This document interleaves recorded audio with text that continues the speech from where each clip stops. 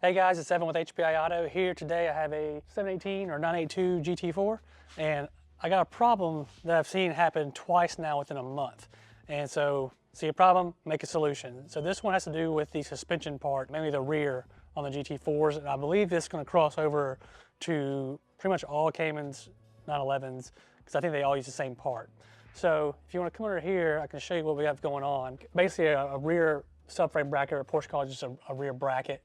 And this is where the control arms all hook up to.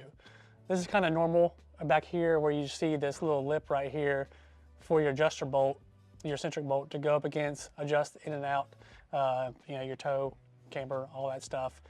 On these though, Porsche put these little inserts, and what we're seeing is they are cracking, actually breaking off, if you can see that or not. And both cars so far that I've seen are GT4s. Both have been somewhat track cars, but either way, it seems like it's gonna be a high failure point. And you have 4 total, so you have 1 on each side, back on the back side, then come to the front side, and you have 2 more up here as well. So there's 4 total on this whole rear suspension part of it.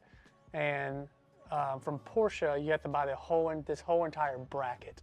And that bracket consists of, it goes from up here all the way around, back up around here, and it's well over things like $1,300 or $1,400 just for this bracket alone. You can't buy these inserts individually. So like I was saying, on those brackets here, they kind of, it has these little inserts that clip on, and you can see the inside to where the bolt's going to ride. And there's 2 different ones. One's for the front and one's for the rear of the car. So Porsche wants you to buy the whole entire bracket just for these little pieces. So what I did was I took these pieces off a brand new bracket, sent them out, and had them made myself. So these are actually billet aluminum, and they're thickened up a few spots. It's hard to see with the naked eye, but they're thickened up a few spots. And with these, the engineer says it should be about 50 to 75% stronger.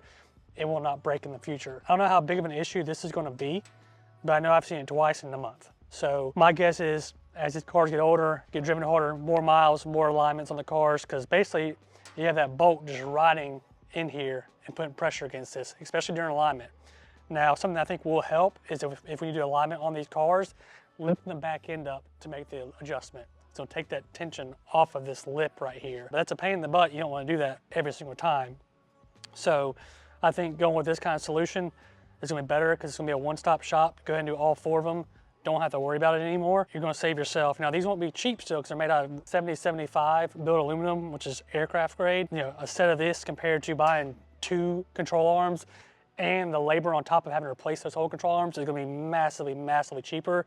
And you want to worry about them breaking, because if you're on the track or doing something and one of these snaps, your alignment's going to be out instantly, and your day is probably gonna be over with, because you're not gonna let it go out and just buy these. You're gonna buy the whole bracket and hope that Porsche has that in stock. These aren't in production yet. This is the first kind of prototype.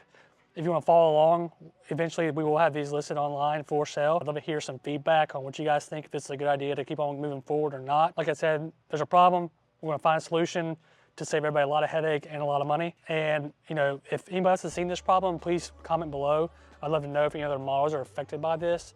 Like I said, I think it might go across all Caymans, all 911s in this generation, so I'd be curious to know. I appreciate you guys watching. Please like, subscribe.